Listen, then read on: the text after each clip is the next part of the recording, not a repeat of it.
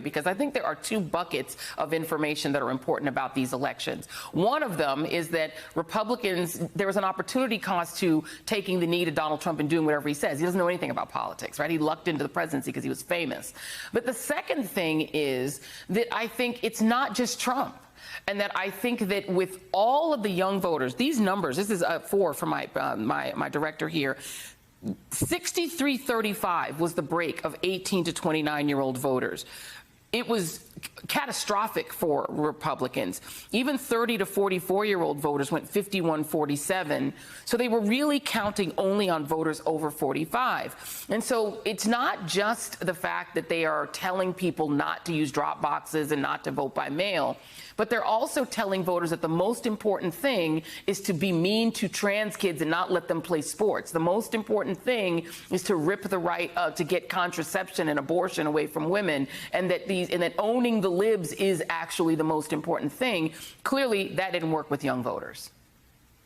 Clearly it didn't. You're exactly right, Joy. And I just want to, first of all, address the video that we just saw. I mean, I think it's becoming increasingly clear from the Republican Party that they have no respect for democracy at all. For these poll workers who sacrifice so much to do what they do to protect and defend democracy, they should be singing all our praises. We should be commending them on all levels, but Republicans are denigrating them, and it's really sad to see.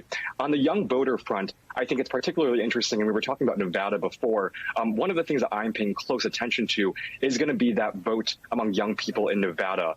Some of the early voting and mail-in ballot data so far suggests that over 2/3 of young people chose Democrats in the early vote and mail-in ballot category. Exit polling also suggests that. And so I think that no matter what happens, if Democrats win Nevada and Arizona in particular, I think it's going to be key because of young people and the way that we turned out to vote. And just like you said, this election was an election that we saw historic number of young people go out there and make their voices heard, because we saw this Republican Party that was willing to do everything it would do to basically denigrate our lives and identities, starting with abortion, going all the way forward with things like don't say gay bills, restricting what can be taught in the classrooms. And so I think this election was really, really important for how young people showed up in the ballot boxes. Yeah, and I think we've got your audio fixed, Tom. I want to let you finish your thought. But I mean, this is an election that Republicans told us was about inflation.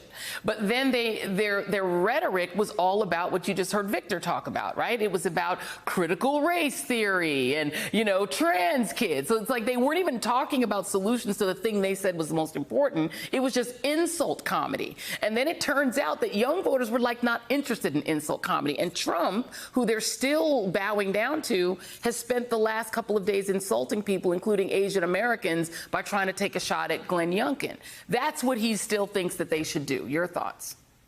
None of the Republicans were running on the issue that they were trying to bait the Democrats into running on. What they wanted was for the Democrats to get out and preemptively apologize for the economy and for gas prices and for inflation, when in fact the Republicans were running on we intend to take power so that there are never free elections again, right. Particularly in 2024. And I think it's really heartening, despite so many pundits who told Joe Biden take that bait and told Democrats to take that bait.